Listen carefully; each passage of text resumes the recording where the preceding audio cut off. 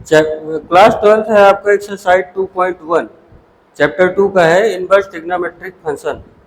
तो एक्सरसाइज आपको आज हम बताएंगे। देखिए एक्सरसाइज 2.1 है आपका। प्रिंसिपल वैल्यू कल आपको हम नोट कराए थे, आपने नोट किया होगा, तो उसी के बेस पे आपको सारे क्वेश्चन लगेगा। यहाँ पे आपका एक्सरसाइज 2.1 का क्वेश्चन नंबर, यहाँ पे प्रिंसिपल वैल्यू फाइंड करना है आपको। Principal value, this is the question number 1। Sine inverse, ये सारी बेसिक बातें इसके बारे में कल लेक्चर में दिया गया है। Sine inverse one minus half की वैल्यू आपको प्रिंसिपल वैल्यू की में निकालना पड़ेगा। जिसको लेट कर लीजिए यहाँ पे y इक्वल टू हो गया आपका साइन इनवर्स माइनस 1/2। अब देखिए इसको यहाँ पे आगे चलेंगे तो इसको हटा के यहाँ पे लाना पड़ेगा। तो साइन y इक्वल टू क्या मिल जाएगा आपको, माइनस हाफ। पैनिक मत होइए, ASPC आपको कल बताए थे हम। तो हाफ मतलब किस पे साइन की वैल्यू हाफ आती है, 30 पे ना।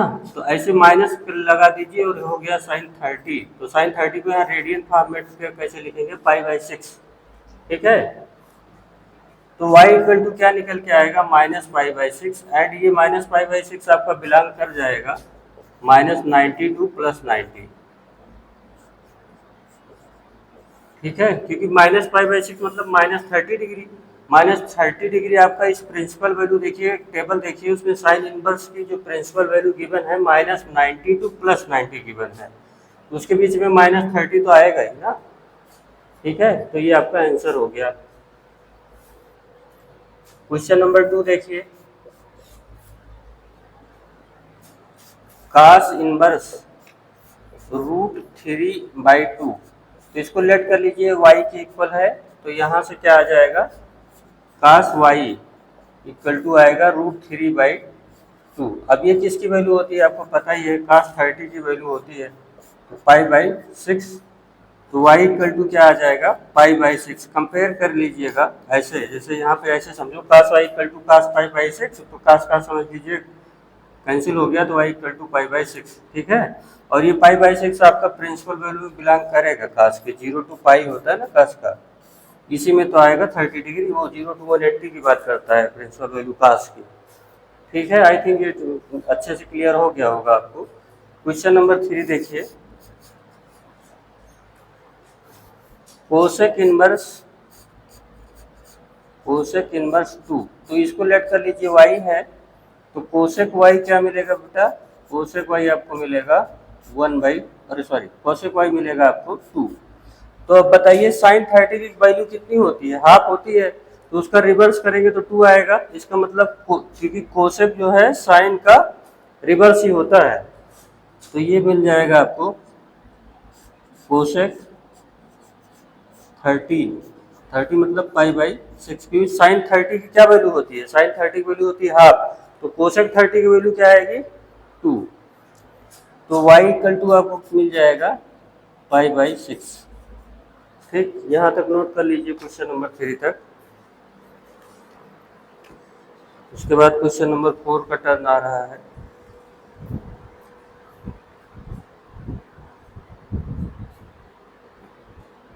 क्वेश्चन नंबर 4 इधर सॉल्व कर दिया जाए। क्वेश्चन नंबर 4 देखिए,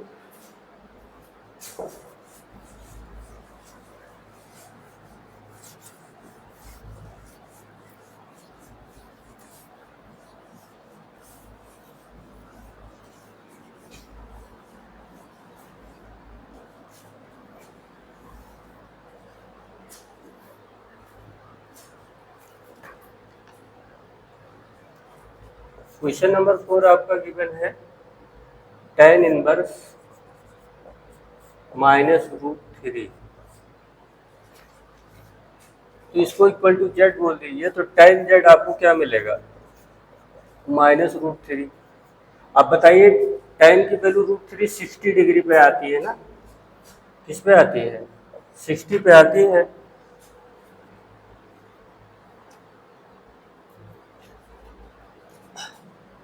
तो यहाँ पे माइनस करके भी आप देखिए, आप tan 60 कर दीजिए -10 पाई/3। और ये टेन के केस में प्रॉपर्टी होती है, आप चाहें तो इसे माइनस यहाँ भी बोल सकते हैं, क्योंकि यहाँ माइनस ऑलरेडी है, मान ये लग गया। और ये √3 किसकी वैल्यू होती है, tan 60 की, रेडियन फॉर्मेट में ये tan 60 है। तो अब ये एक प्रॉपर्टी आप ये देख लीजिए कि जो tan माइनस एक्स होता है, ये माइनस tan x ऐसे लिखा जा सकता है। तो ये वाला जो माइनस tan x था, तो इसको हमने इस फॉर्मेट में कर दिया। ऐसा क्यों? क्योंकि इसका जो प्रिंसिपल वैल्यू होती है ना, वो -π/2 से π/2 में लाई करती है, मगर ओपन इंटरवल रहता है। मतलब ना -90 और +90 को टच नहीं कर सकते, मगर बीच में उसकी जितनी भी वैल्यू आएगी वो टच हो जाएगी। तो ये z की वैल्यू आपको मिल जाएगी -π/3।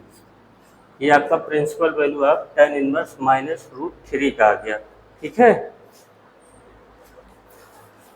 क्वेश्चन नंबर 5,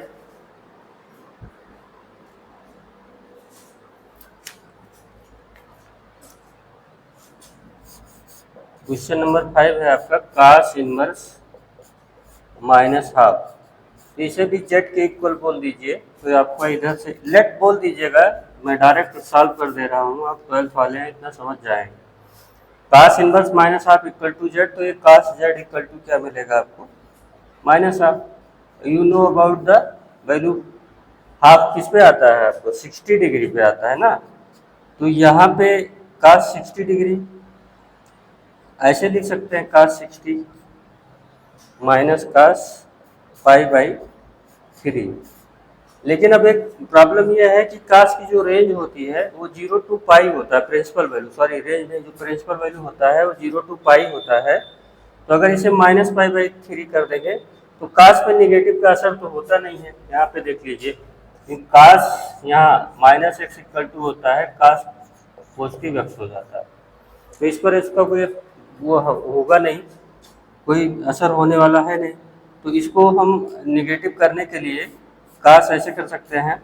मैंने ASTC आपको बताया था, यहाँ देखिए ASTC, इसमें r ट्रिग्नोमेट्रिक फंक्शन आपका पॉजिटिव होता है, इसमें साइन एंड कोसेक, और इसमें tan एंड cot, इसमें cos एंड sec।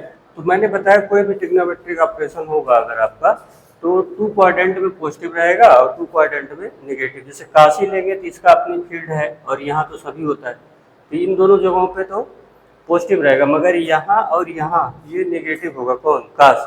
तो इसकी जो प्रिंसिपल वैल्यू होती है वो होती है 0 to π, मतलब यहाँ से लेकर के यहाँ तक। तो यहाँ तक तो ये नेगेटिव होने से रहा, तो अगर नेगेटिव होना होगा तो इसी में होगा, कहाँ, 90 to 180। तो इसका मतलब हुआ कि 180 में से जो इसकी ओरिजिनल वैल्यू है वही माइनस कर दिया जाए, तो क्या बन जाएगा, cos 2π/3। जो ओरिजिनल वैल्यू है इसकी π/3 है।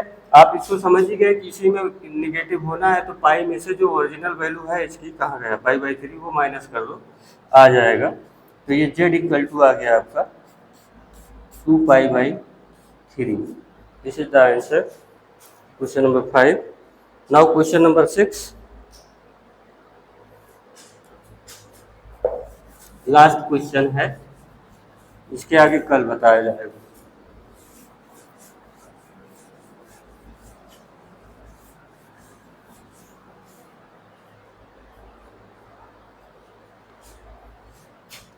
क्वेश्चन नंबर 6 है आपका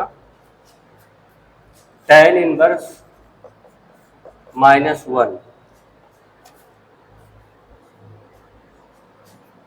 तो इसे लेट कर लीजिए, z हुआ आपका, तो tan z क्या हो गया, -1।